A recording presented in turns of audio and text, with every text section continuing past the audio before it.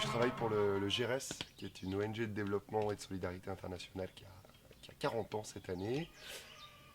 Et notre premier territoire d'action, c'est le Maroc. On a travaillé sur pas mal de projets, pas mal de problématiques, en apportant des solutions.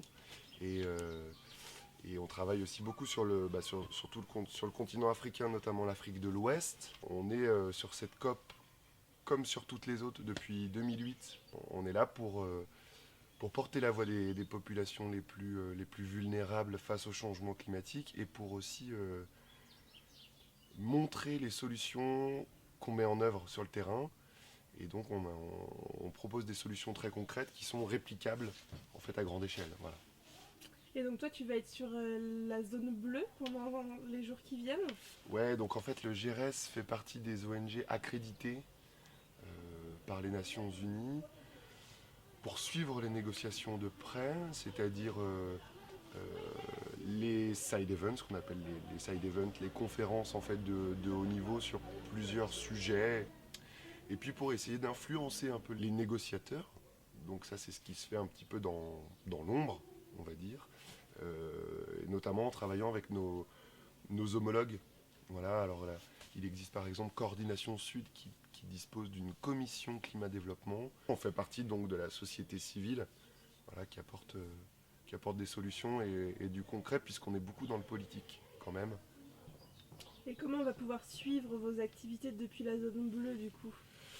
Alors en fait on a eu un stand toute la première semaine en zone bleue, on a un stand partagé avec notre partenaire marocain Ensen en zone verte, donc la zone ouverte à la société civile. Depuis la COP 21 en fait on a une formalisation en fait de cette zone qui est plus facile d'accès, qui permet aussi à des gens de venir, comme samedi dernier, beaucoup de familles marocaines sont venues découvrir en fait ce que c'était que la COP. Est-ce que tu peux nous citer quelques exemples de solutions que vous mettez en place vous concrètement avec le GRES Avec au Maroc plaisir. ou en Afrique? Sur le Maroc, on a beaucoup travaillé sur les fours à gaz.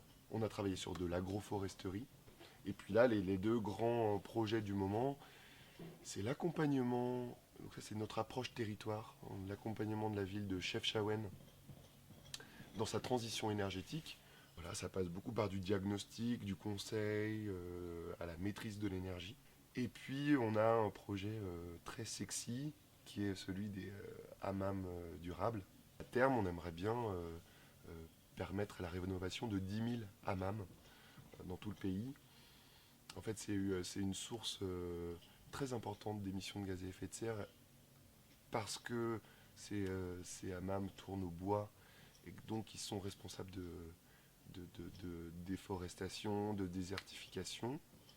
On améliore ces hammams en les rendant plus efficaces. On remplace le combustible en bois par du grignon. C'est des noyaux d'olive concassés. On travaille sur des planchers chauffants aussi. En fait, tout un ensemble de petites solutions qui permettent en fait d'économiser énormément pour le propriétaire de hammam. Donc là, on voit bien le travail du GRS. C'est d'introduire une solution énergétique et d'aider à sa diffusion en fait. L'ONG en fait, encore une fois, apporte la solution et permet de la développer, mais c'est aux communautés locales de les diffuser elles-mêmes et donc de s'approprier ces solutions. Voilà. Et jusqu'à 2018, il y a un travail de la communauté internationale et des négociateurs sur des aspects très techniques qui doivent permettre en fait de passer cette transition et de pouvoir s'inscrire dans la suite. Les COP, c'est des rappels de conscience.